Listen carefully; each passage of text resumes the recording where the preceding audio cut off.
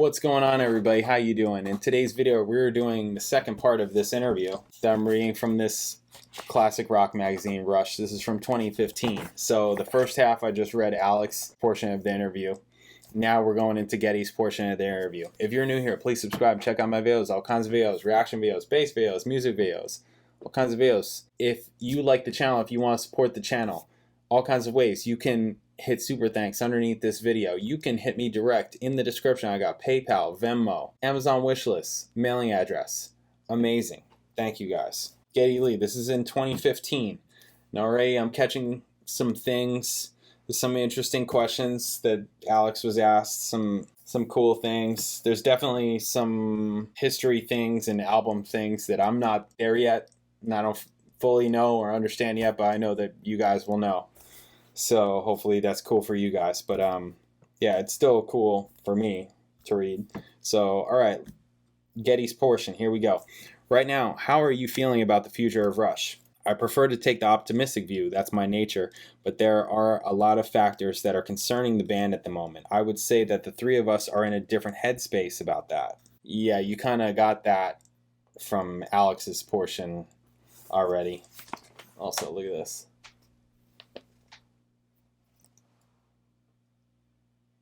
With John Rutsey. Yeah, you got some of that already, that they're like all kind of like in a different place. Alex made it sound like Geddy is like ready and raring to go. He wants to get out and play, which I think is kind of interesting because I brought up in the Alex video, wasn't his voice by this time like not happening? Like wouldn't you, I don't know. Anyways, where do you stand on this?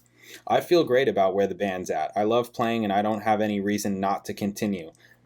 That's why I'm like, yo, what's going on with your voice? Do you hear that? Do you notice that? Anyways, Neil has a different view due to his young daughter and what he has put his body through in order to do a 3-hour show. And Alex has his issues that he's wrestling with. I would say it's an ongoing conversation about what the future will bring. Obviously, there's an elephant in the room, but the elephant is saying politely in the corner. Sooner or later, we'll deal with that elephant head on. I don't like to think of the end. I don't see any reason for us to end until a point where we no longer can play well, but it's clear that the concept of Rush as a massive touring band is fading. Alex is struggling with arthritis, Neil with tendonitis. How are you holding up? I'm fit as a fiddle, but for Alex, the arthritis is not a small thing. Frankly, I'm a little surprised he talked to you about it.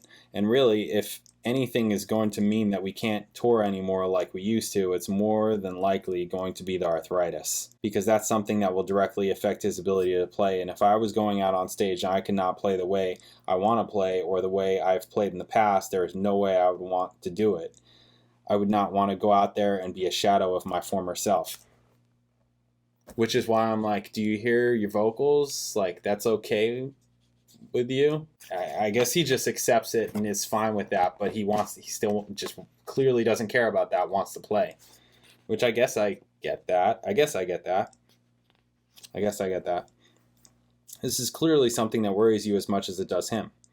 You know, it kind of hurts me to see him when he's having a bad day physically. He's one of my oldest and dearest friends, and when he's been at rehearsal and he's not playing his best, it's not nice to see your friend suffer like that. This thing is in the back of his mind and he's afraid of it. Yeah, I mean, that's, this is like mortality here, right? Health. Neil is more vocal about his reluctance to tour. Well, Neil has a more complicated life than Alex and I do, let's face it. Our kids are grown up. It's much easier for us to tour. When my kids were the age that Neil's daughter is, it was a much more difficult decision every time you walked out that door. What you also have to remember is what Neil has been through in the past. He's been to hell and back, and now he's got a second family that he's trying to do the right thing by. There's no one on earth that could blame him for that. It's a matter of him being able to juggle what he can do with the band and what his family can deal with and how he feels in his heart about all that. I completely understand that.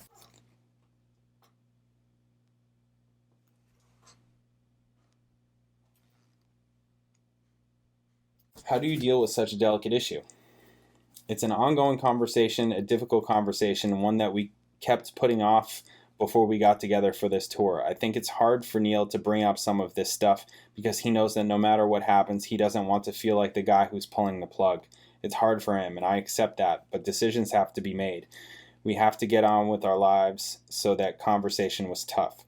But in the end, we decided we would do a tour, and Neil was fine with that. Once he made that decision, he was 100% there. There's one thing I want to make really clear. There's no bad guy in this scenario. If Clockwork Angels turns out to be the last Rush album, could you live with that? Oh yeah, I'm very proud of that record. It's certainly among our top 3 pieces of work. Huge. Huge. How confident are you that you could make another? Do I feel like we have the mojo to do more records? Absolutely.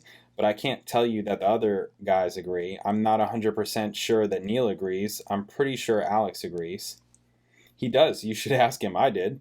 Okay, what did he say? He said he would love to make a new record, a new album, so there you go. I've helped you with that. Okay, anyway, that was a weird little part of the interview. Okay, it seems that everyone loves Rush now. Is that a strange feeling? First of all, it's great, but yes, it is odd. The fact that more fans want to see us and younger people are getting turned onto our music, that's a very cool thing. It's nice that people like us and feel okay about saying that out loud. There's really no negative in this whole new acceptance of us. Do you have any idea why this has happened? It's hard to understand. Obviously, longevity pays off, and I guess there's an amount of passion and authenticity that we bring to our brand of music that must also mean something in this day and age. It's not just about the music. The documentary Beyond the Lighted Stage humanized the band. That's true. The documentary is what Rush is. It's a story about 3 friends. A lot of people like that story. By making that movie, by allowing people in, it's shown a side of our personality that is appealing. The fact that we do get along so well, we do have a lot of fun, and we love what we do, has become kind of a thing, for lack of a better descriptor. There are the caricatures of Rush. Alex as the Joker, you the uber nerd, Neil the professorial type. There is a certain truth in all of that. The characters are a start. And on a deep level, I'd say that Alex is hot-blooded. If I put him in the context of Rush, he's the raw emotion in the band. He's the guy who's going to freak out first, the guy who's going to lose his temper. He's also very sweet and lovable. He's the guy in the band you want to hug the most. He's so funny and so considerate, but he can also be very irrational. And Neil? Neil is surprisingly goofy. This is the thing most people don't realize about him. He's this big, unwieldy guy, and when he gets in this goofy mood, it's hilarious. The first day he pulled up for his audition, Alex and I thought he was the goofiest guy. We had no idea that lurking behind that goofiness was this professorial, serious man. We're all more than what we appear, obviously, or less. You stopped doing drugs a long time ago. Those 2 guys did not. Are you comfortable being around them when they're stoned? If you hang around so long with people that love their weed, you get used to it. I'm just amazed at how good people are at functioning on that stuff. You couldn't handle that. That's why I stopped, because I became completely dysfunctional when I was high. I just couldn't stop talking. I couldn't stop pretending I was Woody Allen, trying to take my pants off over my head. I kept trying to make people laugh, and it is easy and hard to make stoned people laugh. You'll say something and they'll laugh, and you'll say something else and the room gets really quiet, and it's like, okay. Classic drug paranoia. I was always okay when I was with the guys. What was hard for me was when I'd go to my bunk on the bus and my brain would be going 600 miles an hour. My problem is I can't stop overthinking everything. It doesn't help me to have a stimulant like that. It aids my overthinking. I prefer a glass of wine or 2 that helps me chill out. That puts me in my happy place. I don't need to be high. I feel like I've been blessed with a natural sort of highness. So when Alex told you about trying ecstasy, you didn't feel like you were missing out. Oh my God, I'm way beyond that. I wouldn't want to be a witness to it. I don't want to be anywhere around that guy in that condition. The thought of it fills me with dread. Okay. Are you embarrassed by any of the music that Rush has made? Some of the early stuff makes me cringe a little. I hear a song and think that was so Genesis influenced. Like, what the fuck were we thinking? It's so derivative. Yeah, derivative. That first record was pretty freaking derivative. And the long instrumental things that we were doing back in the 70s, some of it seems so pretentious. I totally get that. Because it kind of is. It kind of is. It's a little bit self-serving. I mean, I get it. When you're that young and you're doing that. I mean, I've done that kind of thing also, like in the past, like doing just things that are just like, not that there's no audience for it, because I know a lot of people like lots of that music, like that era of Rush for sure. But like to me, that's why I'm like Permanent Waves is amazing, because it's they took that aspect of themselves along with the songwriting, and they just made it all work so perfectly on this record, like so freaking perfectly, that it's an incredible record. It's, to me, that's like the quintessential, thus far from what I've heard, that's the quintessential Rush record, Permanent Waves. It's like absolutely amazing. Anyways, long instrumental pretentious songs, that's what I call proper Rush. That's what the interviewer said. Okay, I can see that. I have friends, musician guys, who say to me all the time that after Hemispheres there was nothing else of interest to them. So when you make that statement, it makes total sense to me. In their minds, that was proper Rush. You saw that kind of thing in our documentary. I love the fact that Trent Reznor got more interested in us post-keyboards, yet Tim Comerford hated anything post-keyboards. That kind of says it all. Interesting. I haven't seen that yet, but I will. The pretentiousness in those early years has a lot to do with the lyrics that Neil wrote. Perhaps most pretentious of all was Xanadu. Its lyrics inspired by the Coleridge poem Kubla Khan. I was the interviewer. Geddy says, I have dined on honeydew. Try singing that. Try singing about Kubla Khan, for Christ's sake. You pulled it off. Oh yeah, I loved it. I was into it. But after a certain time, I guess you could say I became a little more objective about lyrics. Were there lyrics of Neil's that you rejected outright? Oh yeah, absolutely. Sometimes it just doesn't work and I can't get behind it. Did that cause problems between you and him? In the early days, it was harder. We were just becoming songwriting partners, and that was a rapport and a trust that took years to develop. But he's a remarkable songwriting partner in the sense that he does not have the requisite ego that comes with the work. In later years, Neil has written some beautiful lyrics about the human condition for songs such as After Image and The Pass. Is there a song that speaks to you more than any other on that deep level?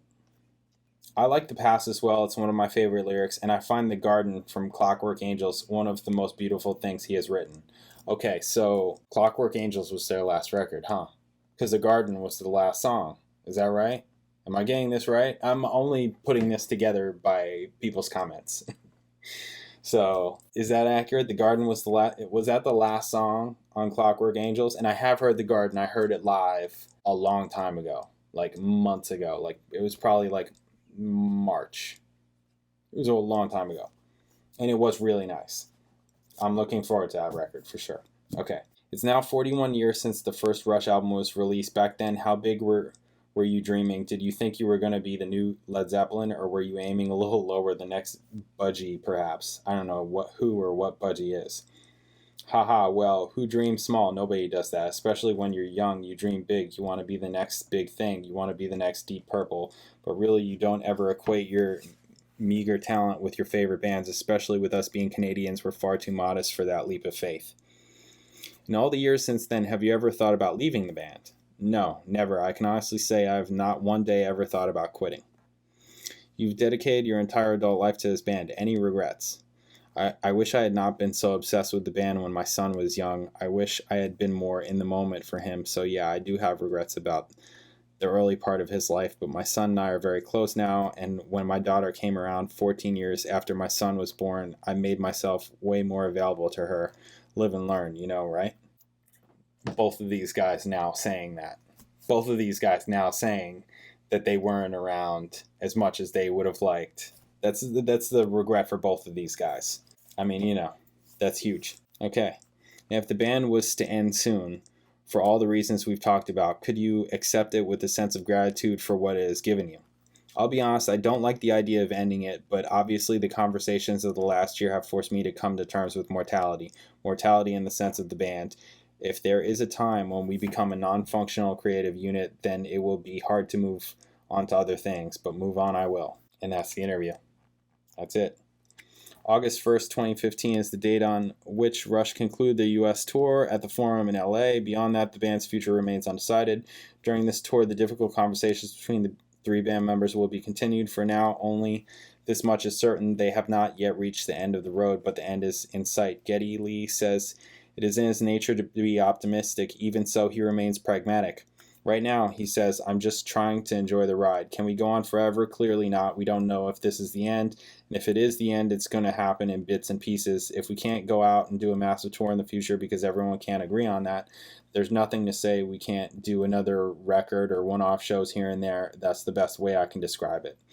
And for Alex Lifeson, there are mixed emotions. After a lifetime spent on the road, Lifeson, like Neil Peart, wishes to devote more time to his family, but he is acutely aware that if the band is going to go out on a high, it has to happen soon. I want to know I can play as good as I always have, or at least close to that, he says. I love it when people say, you've got to see these guys, they can really play. I want Rush to always be that band. That's a legacy that I'd like to keep intact. That's what the essence of Rush is. It's these three guys that have always loved playing together. I know that we're coming close to the end, but I still have so much fun playing with those two guys. When time comes, it's going to be hard letting that go. Yeah, tough. Okay, very cool.